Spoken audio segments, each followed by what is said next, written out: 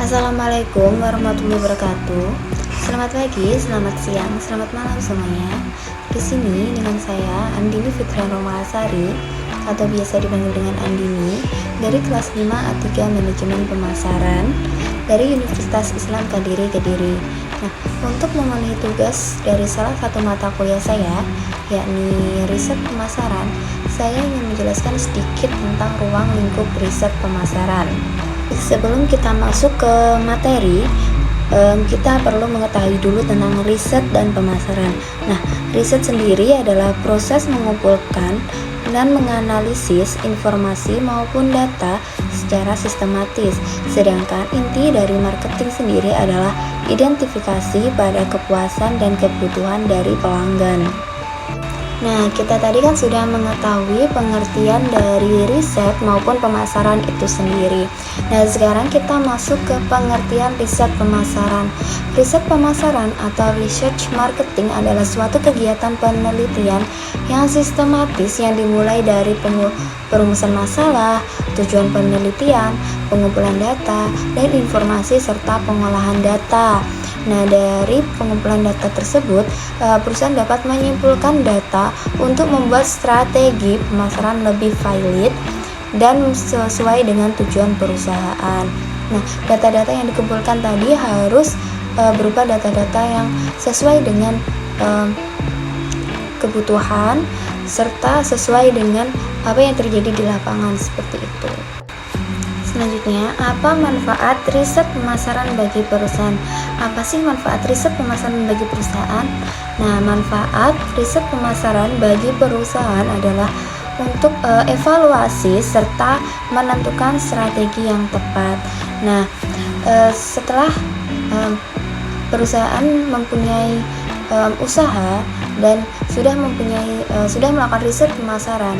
Nah, riset pemasaran bisa digunakan untuk evaluasi untuk memperbarui atau menginovasi produk serta strategi untuk kedepannya. Nah, jika perusahaan ingin memulai usaha baru, perlu juga dilakukan riset pemasaran untuk menentukan strategi mana yang tepat sesuai dengan kebutuhan konsumen pada saat ini. Nah, hampir semua perusahaan-perusahaan masa kini itu sudah melakukan riset pemasaran. Nah, proses riset ini bisa dilakukan setiap minggu, setiap bulan, setiap tahun, sesuai dengan kebutuhan strategi yang dimana agar perusahaan tidak tertinggal oleh kompetitor lain seperti itu.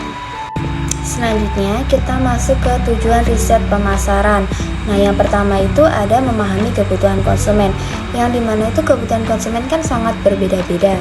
Nah, perusahaan harus mengetahui preferensi, keinginan konsumen maupun perilaku konsumen. Nah, untuk perilaku konsumen saat ini itu seperti apa dan keinginan konsumen itu seperti apa. Nah, dari data-data yang diperoleh atau analisis yang diperoleh, perusahaan dapat menentukan produk yang cocok atau inovasi apa yang dibutuhkan agar konsumen tertarik pada produk perusahaan. Nah, yang kedua itu ada mengidentifikasi peluang pasar. Dari analisis yang pertama, perusahaan sudah mengetahui kebutuhan konsumen, perilaku konsumen, keinginan konsumen. Nah, dari situ perusahaan dapat mengidentifikasi atau menentukan pasar mana yang akan dituju. Nah, yang ketiga itu ada menggambarkan tren masa depan. Dari keinginan konsumen, perilaku konsumen dapat disimpulkan atau dapat melakukan inovasi untuk tren-tren yang akan datang. Nah, mulai dari pemasaran, mulai dari produk. Nah, untuk tren yang akan datang, perusahaan bisa memanfaatkan ponsel maupun digital marketing untuk dunia pemasaran dari produk-produk yang akan dilaunchingkan atau diinovasi untuk selanjutnya. Nah, selanjutnya itu ada fungsi riset pemasaran. Yang pertama itu ada understanding. Nah, understanding itu dimana perusahaan memahami kebutuhan ataupun keinginan konsumen serta perilaku konsumen.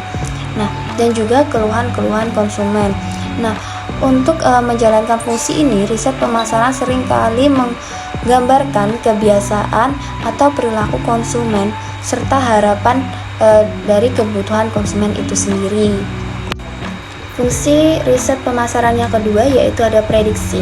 Nah, fungsi yang kedua ini itu cukup beresiko karena kebutuhan atau keinginan konsumen itu sangat relatif. Nah, yang kemungkinan besar pemasaran itu tidak bertahan lama. Nah, untuk hal yang seperti ini atau resiko yang seperti ini, perusahaan akan melakukan riset ulang dan melakukan target atau menentukan target yang baru. Yang ketiga ada controlling. Nah, di mana fungsi ini itu digunakan untuk melihat proses yang sedang terjadi. Nah, fungsi ini membutuhkan data aktivitas yang sedang berlangsung untuk mengetahui produk di hadapan konsumen. Nah, serta tren yang sedang digunakan pada saat ini dan juga efektivitas dari market tools yang sedang digunakan oleh perusahaan. Yang keempat ada evaluasi. Nah, evaluasi ini umumnya digunakan untuk mengevaluasi program pemasaran yang sudah digunakan. Nah, selanjutnya ada contoh studi kasus yang dimana penjualan makanan cepat saji yakni mie instan, di mana produsen mie instan melakukan riset pemasaran dan ditemukan kasus yakni keluhan konsumen mengenai porsi mie instan. Yang terakhir ada kesimpulan. Nah, kesimpulan yang dapat diambil dari penjelasan tadi, riset pemasaran merupakan penelitian yang penting digunakan oleh perusahaan mulai dari akan dimulainya suatu usaha maupun berjalannya suatu usaha. Baik, saya sudah menjelaskan sedikit tentang ruang lingkup riset pemasaran. Nah, di sini saya Nini Fitria. Mohon maaf bila ada kesalahan kata maupun kesalahan penjelasan. Untuk itu saya akhiri. Wassalamualaikum warahmatullahi wabarakatuh.